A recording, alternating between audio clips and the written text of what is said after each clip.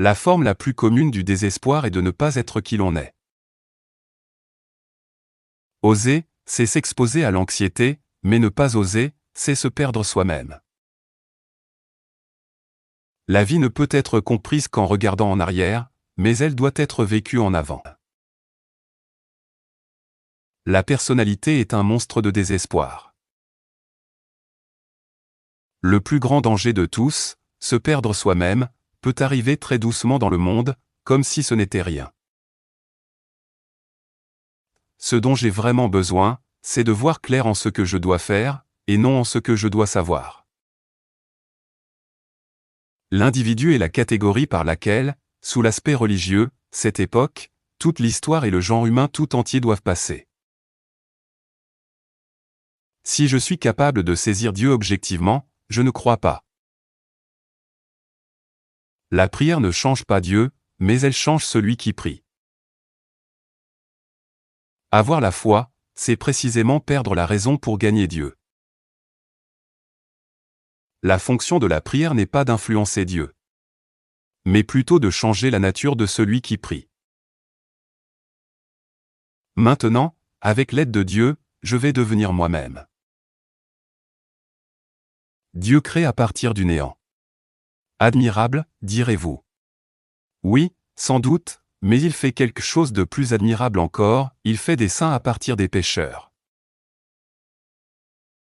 La foi est précisément ce paradoxe que l'individu, en tant que particulier, est plus haut que l'universel.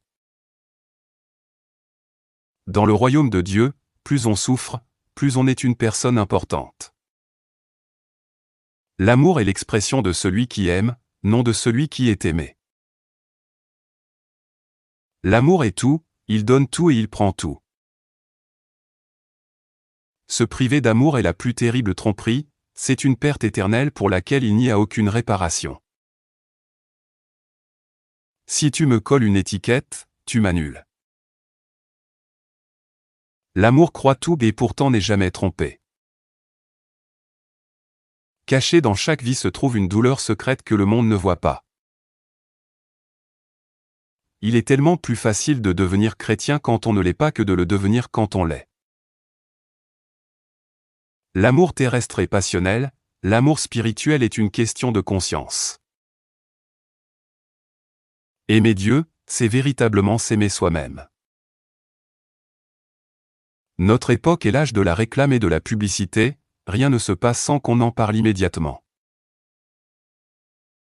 Une foule non pas telle ou telle foule, mais la foule en tant que concept est le mensonge.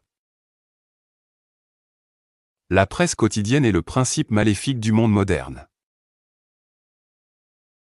La minorité est toujours plus forte que la majorité. Car la minorité est généralement formée de ceux qui ont réellement une opinion. Les gens se contentent d'un niveau de bon sens qui est en réalité un sommeil spirituel. Manquer de possibilités signifie que tout est devenu nécessaire ou que tout est devenu trivial. Si vous n'avez pas beaucoup d'amis, cela signifie que vous avez beaucoup d'expérience avec les gens. L'ennui est la racine de tout mal, le refus désespéré d'être soi-même. Ma dépression est la maîtresse la plus fidèle que j'ai connue.